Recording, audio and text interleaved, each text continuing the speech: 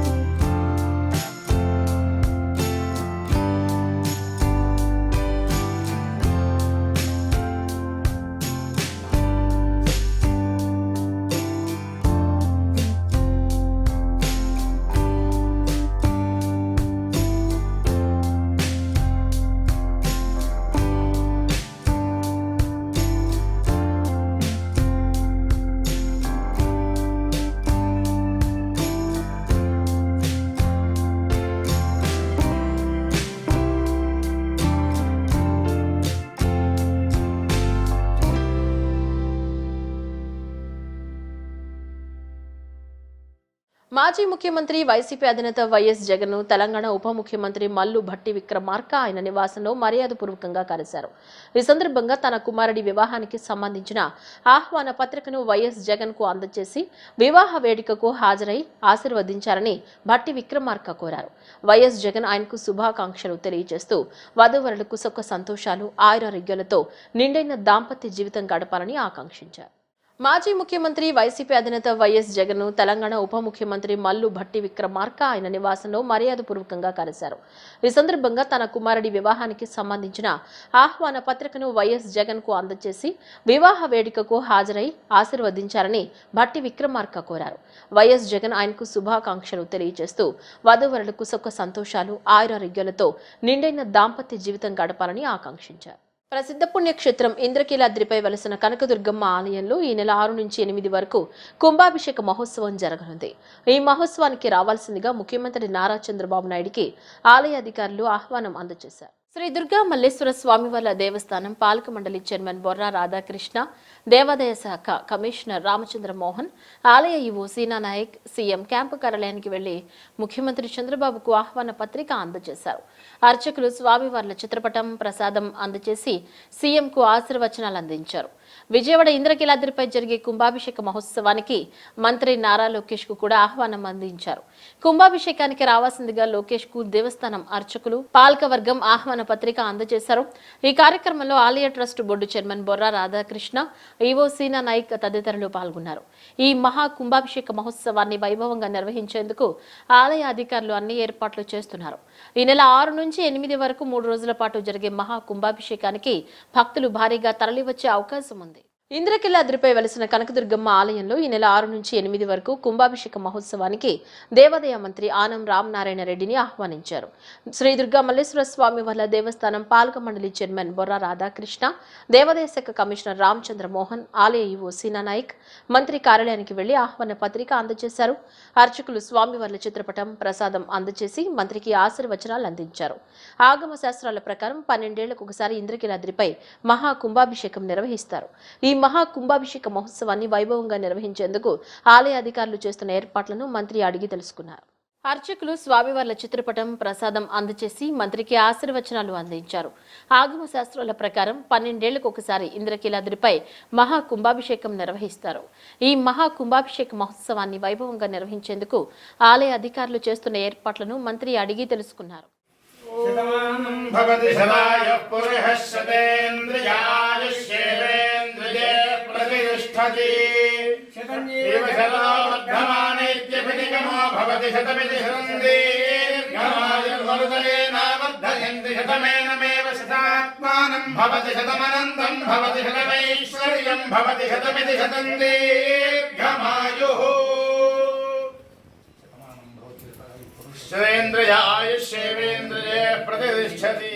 డ్వాక్రా ఉద్యమాన్ని ప్రవేశపెట్టి మహిళలకు ఆర్థిక స్వావలంబనకు పునాది వేసిన దూరదృష్టి గల నాయకుడు నారా చంద్రబాబు నాయుడు అని మాజీ మంత్రి KDCC bank chairman Nettem Raghuram, తూర్పు ఎమ్మెల్యే గద్దె రామ్మోహన్ తెలిపారు.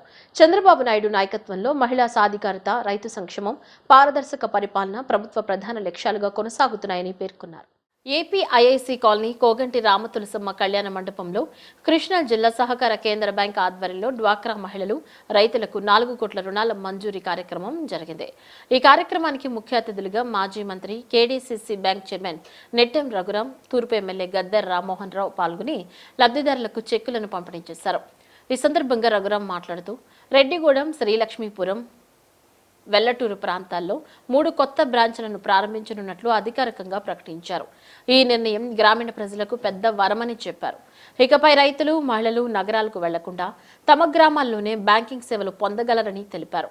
సహకార రంగాన్ని గ్రామాల దాకా విస్తరించడం ద్వారా ప్రతి కుటుంబానికి ఆర్థిక భద్రత కల్పించడమే తమ లక్ష్యమని స్పష్టం చేశారు. ఎమ్మెల్యే గద్దె రామ్మోహన్ రావు మాట్లాడుతూ కేడీసీసీ బ్యాంక్ ప్రజల నమ్మకాన్ని నిలబెట్టుకుంటూ గ్రామీణాభివృద్ధికి కీలక పాత్ర పోషిస్తోందన్నారు. కొత్త బ్రాంచ్ల ప్రారంభం వల్ల స్థానికంగా డిపాజిట్లు, పంట రుణాలు, స్వయం ఉపాధి రుణాలు మరింత సులభంగా అందుతాయని చెప్పారు. ముఖ్యమంత్రి చంద్రబాబు నాయుడు నాయకత్వంలో మహిళా సాధికారత, రైతు సంక్షేమం, పారదర్శక పరిపాలన ప్రభుత్వ ప్రధాన లక్ష్యాలుగా కొనసాగుతున్నాయని పేర్కొన్నారు. డ్వాక్రా గ్రూపులు అనేవి మహిళల్ని వాళ్ళు శక్తివంతులు, వాళ్ళకి ఏదైనా పని అప్పగిస్తే ఆ పని సమర్థవంతంగా నిర్వహిస్తారని చెప్పి నాకు తెలిసి మొట్టమొదటగా ఆలోచన చేసిన వ్యక్తి ఈ రాష్ట్రంలో నారా చంద్రబాబు నాయుడు గారిని నేను గర్వంగా చెప్తాను. ఇప్పుడు చాలా మంది చిన్నపిల్లలు తెలియదేమో, ఈ సంఘాలని, ఈ డ్వాక్రా సంఘాలని కేంద్ర ప్రభుత్వం మొదలుపెట్టినప్పుడు భారతదేశంలో ఏ రాష్ట్రం కూడా దాన్ని అర్థం చేసుకోలేని పరిస్థితిలో నారా చంద్రబాబు నాయుడు గారు ఆ విషయాలన్నీ కూడా అవగాహన చేసుకొని అర్థం చేసుకొని దానివల్ల రాష్ట్రానికి ఎంత మేలు చేకూరుద్ది, రాష్ట్రానికి వచ్చే మేలుతో పాటు ప్రతి ఇంటిలో ఉన్న మహిళ లబ్ధి చేకూరుతుందని చెప్పి ఆలోచన చేసి ఊరూరా తిరిగి ఆయన సంఘాలను ఏర్పాటు చేయడానికి అధికారులు అప్రమత్తం చేశారు. ఒక డిపార్ట్మెంట్ ఎస్టాబ్లిష్ చేశారు. ప్రతి ఊరు ఏంటి మహిళని మీ అందరూ కూడా డాక్టర్ గ్రూప్ లో చేరండి, పొదుపు సంఘాలు ఏర్పాటు చేసుకోండి, మీకు చాలా లబ్ధి ఉంది. ఆర్థికంగా మీరు ఎవరి మీద ఆధారపడకుండా ఈ డాక్టర్ సంఘాల ద్వారానే మీ పిల్లలు చదువుతున్న స్థితికి మీరు వస్తారని చెప్పి ఆ రోజున ఆయన చెప్పారు. 1995 సంవత్సరం ఆ రోజు కూడా నేను శాసనసభ్యుడిగా ఉన్నాను, రెడ్డిరావు గారు మంత్రిగా ఉన్నారు. మరి ఆయనకు అర్థమైనది కానీ నాకు మాత్రం ఇది సాధ్యమయ్యే పని అనిపించింది అని చెప్తాడు. మొట్టమొదట ఎప్పుడైతే స్థాపించారో ఆనాటి నుంచి ఈనాటి వరకు కూడా ఏ మాత్రం కూడా వెనుకడుగు లేకుండా మరి ముందుకు పోతానే ఉంది. ఎక్కువ మందికి రుణాలని అందిస్తూ ఈ యొక్క కృష్ణా జిల్లా ప్రజల యొక్క ఆర్థికాభివృద్ధికి దోహదపడతా ఉన్నటువంటి విషయం అందరికీ కూడా తెలిసిన వాస్తవం. అలాగే ఇప్పుడే రామ్మోహన్ గారు చెప్తా ఉన్నారు, పోయిన సంవత్సరానికి ఈ సంవత్సరానికి దాదాపు 1000-1200 కోట్లు బిజినెస్ పెరగటం అనేది జరిగింది. ఏంటంటే ఇటు ఎట్లా సాధ్యం, ఇంత ఎట్లా స్పీడ్గా పెరుగుద్ది అనేది. ఇది ఎందుకు అని అంటే బ్యాంకు మీద ఉన్నటువంటి విశ్వాసం, ఆ యొక్క క్రెడిబిలిటీ, దాన్ని ఎప్పటికప్పుడు మనం పోగొట్టుకోకుండా దాన్ని నిలబెట్టుకుంటూ ప్రయత్నం చేసుకుంటూ ముందుకు పోతూ ఉంటే ప్రజల యొక్క విశ్వాసం దాని మీద ఉంటుంది. ఆ రకంగా డిపాజిట్లు వస్తాయి, తద్వారా మళ్ళీ తిరిగి లోన్లు ఇవ్వటానికి వీలవుతుంది. అట్లా ఆర్థిక అభివృద్ధికి ప్రజల యొక్క స్థితిగతులు మెరుగుపరచడానికి బ్యాంక్ అనేటటువంటిది చాలా బాగా ఉపయోగపడుతుంది. దాదాపుగా డ్వాక్రా సంఘాలు 7,000 చిల్లర 7,500 8,000 డ్వాక్రా సంఘాలు ఈ రోజున ఈ బ్యాంకుకి ఎఫిలియేట్ అయి ఉన్నాయి. అంటే వాటికి లింకేజ్, ఈ యొక్క రుణాలు ఇవ్వటం ఇవన్నీ కూడా చేస్తూ ఉంది ఈ బ్యాంకు. దాదాపు ఒక్క డ్వాక్రా సంఘాలే మా బ్యాంకు మొత్తం 12,500 కోట్లు సుమారు ఈరోజు ఈ మార్చి ఆఖరి నాటికి బిజినెస్ ఉంటే దాదాపు 600-650 కోట్ల రూపాయలు ఒక్క డ్వాక్రా సంఘాలకే రుణం ఇవ్వబడుతూ ఉంది అనేది తెలియజేస్తా ఉన్నా. ఇరాన్పై అమెరికా, ఇజ్రాయెల్ దేశాలు సాగిస్తున్న సంయుక్త దాడులను సిపిఎం తీవ్రంగా ఖండిస్తుందని సిపిఎం పాలిట్ బ్యూరో సభ్యులు బివి రాఘవులు వెల్లడించారు. ఈ దాడుల ప్రభావం కేవలం ఇరాన్కే పరిమితం కాకుండా ప్రపంచ శాంతికి విఘాతం కలిగిస్తోందని ఆందోళన వ్యక్తం చేశారు. అంతర్జాతీయ పరిణామాలు మరియు కేంద్ర ప్రభుత్వ విధానాలపై విమర్శలు గుప్పించారు. నగరంలోని సిపిఎం రాష్ట్ర కార్యాలయంలో సిపిఎం ముఖ్య నేతల సమావేశం అనంతరం బాలస్సు భవన్లో సిపిఎం పొలిట్ బ్యూరో సభ్యులు బివి రాఘవులు ఆధ్వర్యంలో మీడియా సమావేశం జరిగింది. ఈ సమావేశంలో రాష్ట్ర కార్యదర్శి వి శ్రీనివాసరావు కూడా పాల్గొన్నారు. ఈ సందర్భంగా వారు మాట్లాడుతూ చర్చల పేరుతో మోసం చేస్తూ అమెరికా, ఇజ్రాయెల్తో కలిసి అకస్మాత్తుగా దాడులకు దిగడం దారుణమన్నారు. ఇరాక్ యుద్ధ సమయంలో చెప్పిన అబద్ధాలని ఇప్పుడు మళ్లీ వల్లె వేస్తూ ప్రపంచాన్ని మభ్యపెడుతున్నారన్నారు.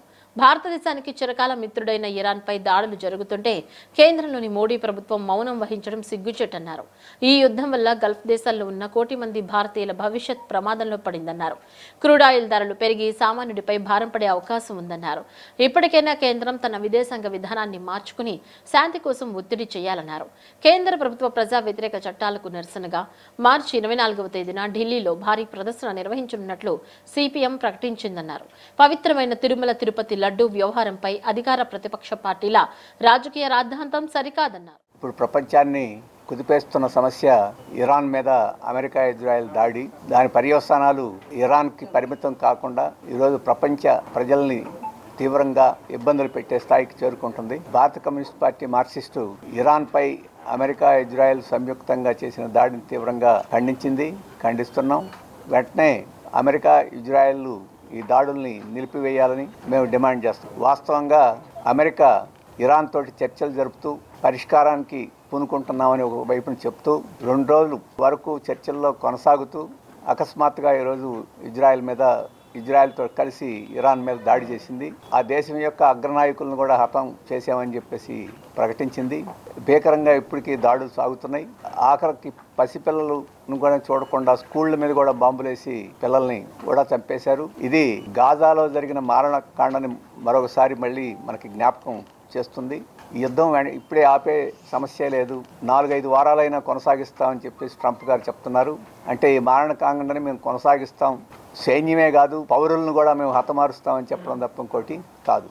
అలాగే ఈ యుద్ధం ఎందుకు అమెరికా చేస్తుంది అనేది కూడా సమస్యే. మా దేశాల మీద ముందుగానే దాడి చేసే అవకాశం ఉంది కాబట్టి దాడి జరగకుండా మేము వారికన్నా ముందు మేము దాడి చేస్తున్నామని చెప్పేసి ట్రంప్ చెప్పారు, వారి మంత్రులు చెప్తున్నారు. పెంటగాన్ ఇంతకుముందు నివేదిక ఇచ్చిందని చెప్పేసి కూడా మీడియాలో వచ్చింది. ఇరాన్ ఇప్పుడు ఏమీ అటువంటి ఆలోచన ఏం చేయడం లేదు, దాడి చేసే ఆలోచన అని చెప్పేసి పెంటగానే నివేదిక ఇరాన్ పదే చెప్పారు. గతంలో ఇరాక్లో అణ్వాయుధాలు ఉన్నాయి, రసాయనిక ఆయుధాలు ఉన్నాయని చెప్పేసి అబద్ధాలు చెప్పి ఇరాక్ మీద అమెరికా ఎలా దాడి చేసిందో ఈ రోజు అబద్ధాలు చెప్పి ప్రపంచాన్ని మభ్యపెట్టి తమ యొక్క యుద్ధ కాండని సమర్థించుకునే దానికి ప్రయత్నం చేస్తుంది. దీన్ని ప్రపంచ ప్రజలు, శాంతి కాముకులందరూ ఖండించాలని చెప్పేసి కోరుతున్నాం. మహిళలని కూడా చూడకుండా నిద్రపోతున్న వాళ్ళని బలవంతంగా అరెస్ట్ చేయడాన్ని మేము సిపిఎం పార్టీ తరఫున తీవ్రంగా ఖండిస్తున్నాము.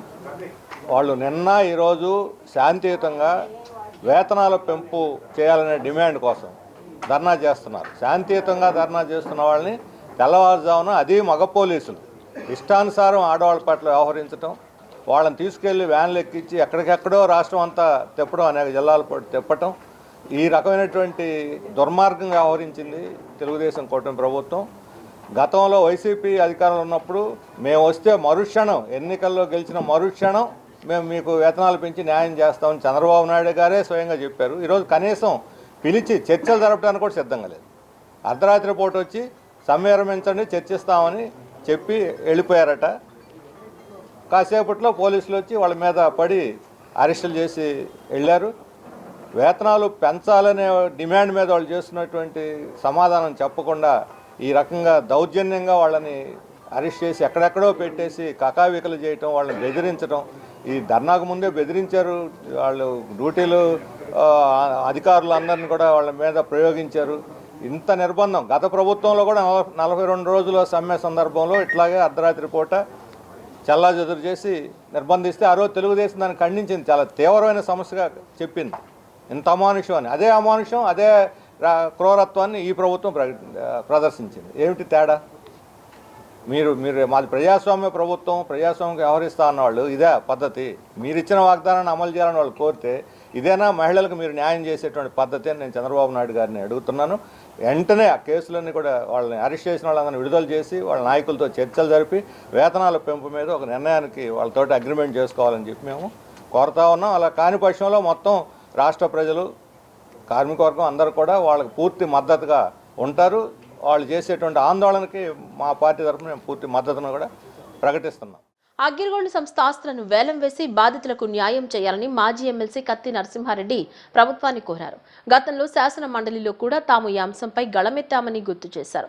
గతంలో 20,000 రూపాయల లోపు ఉన్న బాధితులకు కొంతమేర న్యాయం జరిగిందని, ప్రస్తుత ప్రభుత్వం అధికారంలోకి వచ్చిన తర్వాత కూడా 2 ఏళ్లు గడుస్తున్నా మిగిలిన బాధితులకు ఇంకా పూర్తి స్థాయిలో న్యాయం జరగలేదని ఆరోపించారు. విజయవాడ అలంకార్ ధర్నా చౌక్ వద్ద AgriGold customers and agents welfare association చేపట్టిన దీక్షలు 2వ రోజుకు చేరుకున్నాయి.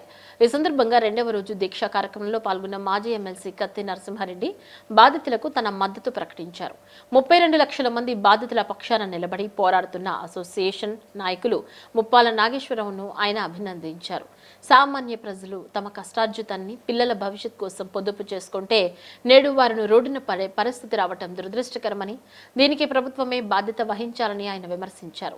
అగ్రిగోల్డ్ సంస్థకు చెందిన ఆస్తుల విలువ ప్రస్తుతం బహిరంగ మార్కెట్లో సుమారు 35,000 కోట్ల రూపాయల వరకు ఉందని, ఈ ఆస్తులను విక్రయించి బాధితులకు న్యాయం చేయడం ప్రభుత్వానికి పెద్ద భారమేమీ కాదని ఆయన అభిప్రాయపడ్డారు. గత 11 ఏళ్లుగా ఈ సమస్య పరిష్కారం కాకపోవడం ఆవేదన కలిగిస్తోందని, గతంలో శాసన మండలిలో కూడా తాము ఈ అంశంపై గళమెత్తామని గుర్తు చేశారు. గతంలో 20,000 రూపాయల లోపు ఉన్న బాధితులకు కొంతమేర న్యాయం జరిగిందని, ప్రస్తుత ప్రభుత్వం అధికారంలోకి వచ్చిన తర్వాత కూడా 2 ఏళ్లు గడుస్తున్నా మిగిలిన బాధితులకు ఇంకా పూర్తి స్థాయిలో న్యాయం జరగలేదని ఆరోపించారు. కేవలం ఉపాధ్యాయ సమస్యలే కాకుండా సామాన్యుల పక్షాన నిలబడి అగ్రిగోల్డ్ బాధితుల సమస్య పరిష్కారం అయ్యే వరకు పోరాడతామని ఆయన స్పష్టం చేశారు. ఒక కంపెనీ వాళ్ళు చెప్పినటువంటి ఆకర్షణీయమైనటువంటి పథకాలకు మాకు కొంత వడ్డీ ఎక్కువ వస్తుంది కదా, పొదుపు చేసుకుంటే మా పిల్లల భవిష్యత్తు బాగుంటుంది కదా అనే ఉద్దేశంతో పొదుపు చేసుకున్నటువంటి ఫలితంగా ఈరోజు 32 లక్షల మంది అగ్రిగోల్డ్ బాధితులు రోడ్డుపైకి వచ్చేటువంటి పరిస్థితి. ఇది మీ తప్పు కాదు, ఈ పరిస్థితికి కారణం ప్రభుత్వమే కల్పించింది. 1995లో అలాగే ఇదే విజయవాడ నడిబొడ్డు కేంద్రంగా స్థాపించబడినటువంటి ఆ కంపెనీలో అలాగే 11 ఏళ్ల క్రితము దాని ఆస్తి అంటే 20,000 రూపాయలు, 10,000 రూపాయలు, 5 లక్షల రూపాయల వరకు పొదుపు చేసుకున్నటువంటి ఈ సొమ్మంతా ఆస్తుల రూపంలో ఎంత ఉండదంటే 7,500 కోట్ల పైగా ఆస్తులు అలాగే ఉన్నాయి. దీన్ని ఈరోజు వాల్యూ ప్రకారంగా చూస్తే అలాగే ఆ రోజు 7,500 కోట్లు, ఈరోజు మార్కెట్ బహిరంగ మార్కెట్ వాల్యూ చూస్తే కనుక 35,000 కోట్ల రూపాయలు విలువ చేసేటువంటి అలాగే ఆస్తులు అయితే కనుక ఉన్నాయి. అందులో భాగంగానే అగ్రిగోల్డ్ బాధితుల కోసం న్యాయం చేయాలా. ఇది గవర్నమెంట్ ₹1 కూడా గవర్నమెంట్ పైన ₹1 కూడా భారం పడదు. వీళ్ళేమీ మాకు ప్యాలెస్లు అడగడం లేదు, ఇంద్రభవనాలు అడగడం లేదు. అలాగే మేము పొదుపు చేసుకునే సొమ్ము అలాగే ఆస్తులు ఉన్నాయి, అదే మీరు హ్యాండ్ ఓవర్ చేసుకున్నారు, దాన్ని అలాగే ఆస్తులు రిజిస్ట్రేషన్ చేస్తారా లేదంటే కనుక సొమ్ము ఇస్తారా? సింపుల్ ఇష్యూ ఇది. ఈ సింపుల్ ఇష్యూ దానికి 11 ఏళ్ళుగా పోరాటం చేయాల్సినటువంటి దుస్థితి మన రాష్ట్రంలో రావడం అనేది ఆవేదన కలిగిస్తుంది. శాసన మండలిలో చట్టసభల్లో ఆ రోజు పీజే చంద్రశేఖరరావు గారు మీ వాయిస్ని వినిపించినారు. అలాగే నేను ఉపాధ్యాయ ఎమ్మెల్సీగా ఉన్నాను, వెస్ట్ రాయలసీమ, కడప, అనంతపురం, కర్నూలు. అయితే ఇది టీచర్లకు సంబంధించిండేది కాదే అని చెప్పేసి మాట్లాడకుండా ఉండలేదు. అలాగే ప్రధానంగా మీ ఉద్యమాల్లో భాగస్వామ్యమైనాను, శాసనమండలిలో కూడా మీ వాణిని వినిపించినాను, చర్చల్లో పాల్గొన్నాను. అలాగే 20,000 రూపాయలు లోపు పొదుపు చేసుకున్నటువంటి వాళ్లకు 906 కోట్ల రూపాయలు అలాగే ఎక్స్గ్రేషియా ఇచ్చేటువంటి చెక్కులు పంపిణీ కార్యక్రమాలు కూడా సీఎం, ఫైనాన్స్ మినిస్టరు, అలాగే నేను, ముప్పాల నాగేశ్వరరావు గారు, చలపతిరావు గారు, అలాగే మేమంతా కూడా ఆ సమావేశంలో మేము కూడా పాల్గొన్నాం. ఊర్మిళ నగర్లోని 42 ప్లాట్ల వ్యవహారంలో లక్ష్మీ రాఘవ కోఆపరేటివ్ సొసైటీ గెలిచిందనే ప్రచారంలో వాస్తవం లేదని బాధితులు స్పష్టం చేశారు. ప్రస్తుతం ఈ వివాదం కోర్టు పరిధిలో ఉందని, తదుపరి విచారణ వచ్చే వారం జరుగుతుందని తెలిపారు. సొసైటీ తప్పుడు సమాచారంతో కోర్టును తప్పుదోవ పట్టించిందన్నారు. మా పోరాటం ఆగదు, న్యాయం జరిగే వరకు 42 మంది యజమానులం ఉమ్మడిగా పోరాడతానని బాధితులు వెల్లడించారు. ఎమ్మెల్యే సుజనా చౌదరి తమకు న్యాయం చేస్తారని ఇప్పటికీ నమ్మకంతో ఉన్నామని అన్నారు. 42 ప్లాట్ల స్థలంలో ఏర్పాటు చేసిన విలేకరుల సమావేశంలో బాధితులు మీడియాతో మాట్లాడారు. వారి వద్ద ఉన్న పత్రాలను మీడియా ముందుంచారు. ఈ సందర్భంగా బాధితులు మాట్లాడుతూ సొసైటీ వారు కీలక వాస్తవాలను దాచిపెట్టి కోర్టును మభ్యపెట్టి గతంలో కొన్ని ఉత్తర్వులు పొందారని బాధితులు ఆరోపించారు. 2000 సంవత్సరంలో సొసైటీయే స్వయంగా సమర్పించిన అఫిడవిట్లో ఈ స్థలం APSRTC employees mutual benefit society స్వాధీనంలో ఉందని అంగీకరించిన విషయాన్ని వారు గుర్తు చేశారు. బాధితురాలు కోడెబోయిన లోకేశ్వరి అడిషనల్ సబ్ కోర్టులో దావా వేశారు.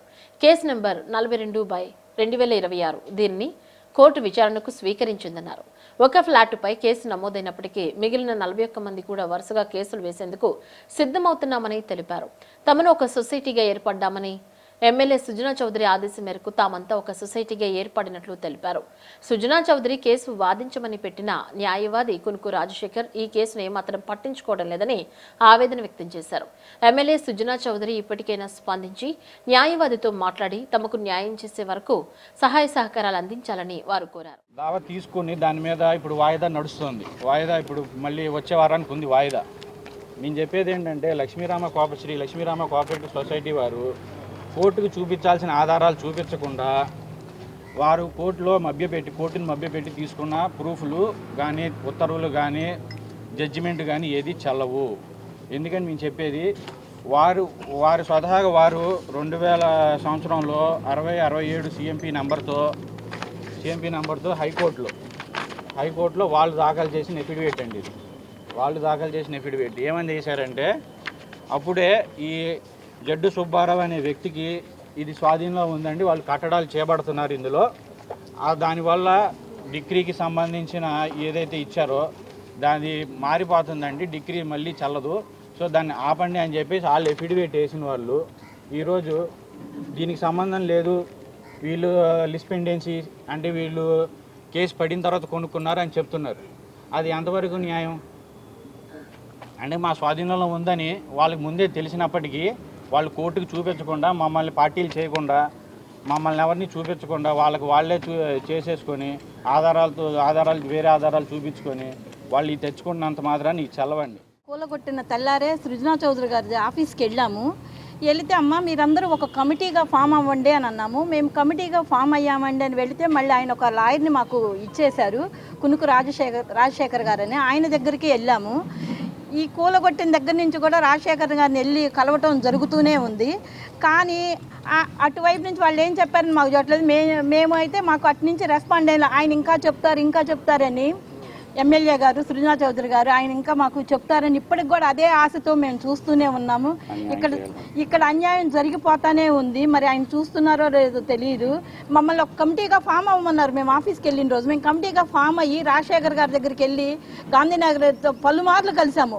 అటు నుంచి ఏ రెస్పాన్స్ రాదు. ఇప్పటికీ కూడా సృజనా చౌదరి గారి దగ్గర నుంచి మాకేమైనా న్యాయం జరిగిద్దని ఎదురు చూస్తూ ఉన్నామండి. 1914లో మేము వెళ్ళి ఆ మేడం గారికి కంప్లైంట్ పెడితే మాకు రిటర్న్గా ఆమె ఇచ్చింది, మీరు జారండి అని కూడా ఇచ్చింది. కానీ ఫేక్ మొత్తం అప్పటి నుంచి డాక్యుమెంట్స్ ఫస్ట్ గా నుంచి వాళ్ళు తీసుకొచ్చి ఒక పాస్బుక్ కానీ లెక్చర్ కానీ వాళ్ళ దగ్గర ఏది మాకు చూపిమన్నా చూపిట్లా.